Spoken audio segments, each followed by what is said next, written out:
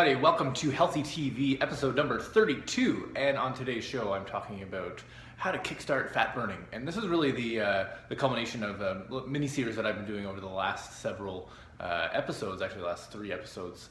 And this is the 4th and final one. And I wanted to offer some solutions because really the first 3 episodes I've been focusing on kind of demystifying, why we gain weight in the first place, how that happens, and actually breaking down some of the myths that exist around why we gain weight. So in episode number 29, if you didn't catch it, in that episode I actually talked about sort of the evolutionary impacts, really just the reality of how our bodies are wired and how that actually leads to really pushing us to overeat. And of course, if we're overeating over a long period of time, then we're going to be accumulating some excess weight. So check out that episode because I give some solutions at the end as to how to manage that. Episode 30 is when I broke into the whole calorie in, calorie out myth. And really, I think the big thing there is understanding that there's just so much more to food than calories. So check out that episode because, again, I gave you a different way of kind of conceptualizing food that you're taking in and bring it beyond just the idea of the energy contained within that food. Episode number 31 was last week, and there I actually dove into the rather complicated topic of genetics and how it relates to weight gain. And I will admit that was a very scratch the surface kind of episode, but I wanted to give you just some preliminary thoughts and maybe just to help to protect you against some of the more, I think, damaging headlines that come out there relating genetics to weight gain. So check that episode out, and again, I give you some ideas and some solutions at the end to just maybe have a different way of thinking about that, how genetics lead to or contribute to weight gain. And then today I wanted to, like I said, dive into some solutions because, of course, a question that we get faced with all the time is why, really often the question isn't why we gain weight, but it's like, how do I lose weight? And I get it. This is a really, it's probably the most searched topic online. There's literally hundreds of millions of people around the world looking to find a solution. And it's not simple. I think that's the first thing. And I want to fully acknowledge that, myself, I've never had to deal with this problem. And so while I work with a lot of people that are either currently or have in the past had this challenge that they're trying to overcome, I don't have firsthand experience. And so I do my best to be empathetic, and I understand that it's this very complex process and problem. And so today really is just some simple strategies that I think can actually, if you put them into practice, if you seriously put these into practice, you will see results. Okay, I'm pretty confident of that. And so I want to give you 5 key steps. And the first 2 are actually all about mindset. This is where I see people fail the most consistently when it comes to achieving any goal, really, but as it relates to this conversation in terms of losing weight. And the first thing is knowing what you want and why you want it. I've repeated this over and over again. I feel like a broken record, but it is such a key concept to get. Understanding exactly what it is that you're moving toward. So what is that vision of your of the healthy body that you want? Having a really clear outline of what that looks like, and then also understanding why you want that. So this is where the fuel, that's the way I describe it, like where you're going to get the actual that reinforcement when you start to wane or you want to fall off track. That really comes from the why. And so it's worth taking the time to dive into those questions and actually understand, why do you actually want this outcome of weight loss? And it's not just about looking good. I want you to dig deeper than that. So that's number 1, is really step number 1 is getting your mindset right. As it relates to that, because following from what and why is, what are you willing to do to get that, to achieve that outcome of weight loss? And so number 2 is really giving you a bit of a framework and actually giving you permission to really take time to achieve this goal, the vision that you're looking for. Because ultimately, weight loss is not an event. It's not something that just happens, right? It's certainly, you've probably all experienced this. Maybe you get some short-term changes, but if you do apply some certain technique or diet, but over the long term, often we see like this up and down kind of yo-yo effect that happens. And so if you seriously want to do this, it's a whole process, right? And it's going to take a long time. I want to really give you an honest and also a realistic timeline Obviously it depends on the goal, but it's, I think, realistic to think that it's going to take 12 to 18 months just to get the habits in place to allow your body to restore to a normal weight. Okay, so I think it's really important to understand that it's a whole process. You want to allow for the time and not to get focused on the very short-term outcomes that are happening and or maybe not happening, right? And getting feeling like you're not making any headway. Okay, so this really underneath all the surface, when you're getting into weight loss, it's really all about getting hormonal changes to happen in the body, and that literally does just take time. Okay. Numbers 3, 4, and 5 are actually actionable steps, things that you probably are more used to hearing when it comes to making changes to your health.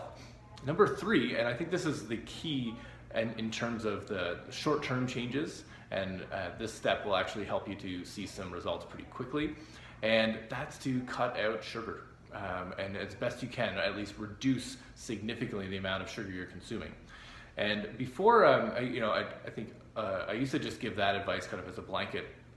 And a lot of people are like, oh yeah, okay, no problem, I can cut out sugar, I'll stop drinking pop, I'll maybe won't eat those candies, I'll cut down on my junk food in general.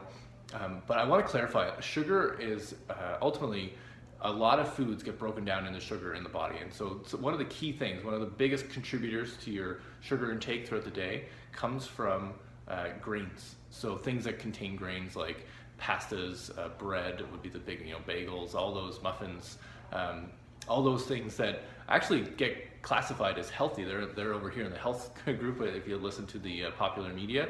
But in reality, those things are not healthy. Okay, they're not good for your body. There's a whole lot of issues with grains in particular. I'll save that for another show.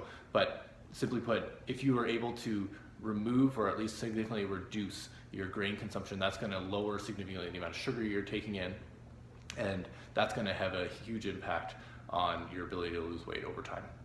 Okay, number 4 is when we cut out sugar, so that if that goes down, we got to increase, we got to really match the consumption of foods in other ways. So what I see is the sugar comes down and fat goes up. Okay, now if you go back, I can't remember the episode, but if you search through the videos, I talk about why fat is actually a health food. That's quality, like high quality fat, and it's a very energy dense. So when you consume fat, it actually helps to make you feel full, and also it's a very useful for the body. It's actually, we know that fat actually, as you collect it on your body, particularly around the belly, around the waist, that comes generally from consuming too much sugar. When you consume a lot of high quality fat, actually that leads to fat loss, which seems a bit of a conundrum. Okay, there's a few other steps that are necessary for that to happen, but I think just keep that. You want to think of reducing sugar, increasing fat. Okay, and number 5, I got to check my notes here because I want to make sure I hit the. Is really to move more. So for those of you who are maybe struggling to get into a regular routine, get into the gym, or find time to actually exercise, this is a necessary step. This is where really I think we can bring back the old school kind of thought about calories in, calories out. The calories out side of things is all about how much energy you're expending, how much work output you're doing throughout the day, and so if you do this in combination with steps 3 and 4, this is where you'll actually start to see weight shedding off fairly quickly. This can be as simple, like if you're not moving at all, let's start there. So if you're not doing any movement apart from just like getting through your day, then simply adding in a 45-minute walk throughout the day, so you can split that up into 2 or 3 sections, then that'll make a huge difference, right? Over time. You got to give it 90 days, but you'll start to notice differences. So just adding in a walk daily, that habit of doing a daily walk, rain or shine, I think there's a whole bunch of health benefits that come from that, including weight loss. If you're doing that, if you're getting some mild to moderate levels of activity, then adding in what's called a high intensity interval training into that routine can make a huge difference. Okay, and this is ultimately where you're going to see some significant changes in your body composition. So this can be something as simple as doing a 4 to 5 minute maximal output kind of a workout. So maybe say 20 seconds on it, doing something like air squats, taking 10 seconds break. That's called a Tabata cycle. so 20 seconds on, 10 seconds off. That can make a huge difference. When we get into, there's some other strategies that you can apply. They take a little bit longer, but really it doesn't have to be, you don't have to commit hours a day to go to the gym. You can actually get the same or similar benefits simply by doing a 8 or 10 minute workout. Okay, so if you have some questions about that and how to apply that high intensity interval training into your regular routine, put a comment below, because I'm happy to give you some general advice and point you in the right direction. Okay, so let's recap those 5. First is the what and the why. So being really clear, sit down with your journal, dig deep, understand what it is that you want and why you want it. Number 2 is to really just get your mindset on the timeline, understanding that weight loss is a process. It's going to take time. I would look at 12 to 18 months as a reasonable amount of time period. That's a very general recommendation, because it all depends on how much weight you're trying to lose. So really just understanding process, not an event.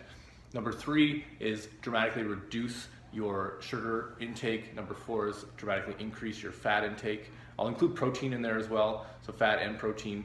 And then number 5 is to make sure that you're moving,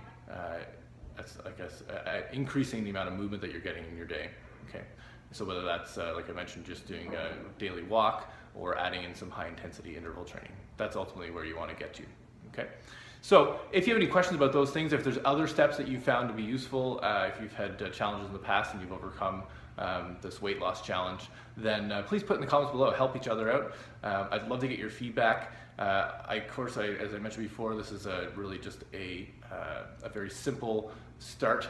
I'm always happy to provide further advice in a one-on-one setting. So if you want to drop me a line, we can set up a time to jump on Skype or have a phone conversation. I'm always happy to do that. All right.